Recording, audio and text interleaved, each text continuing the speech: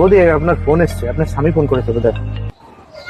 Hello, হ্যাঁ এই তো বাড়ি ঢুকবো। হ্যাঁ ঠিক আছে, আমার ছোটিটা আবার কি হয়েছিল। ঠিক আছে রাখো রাখো।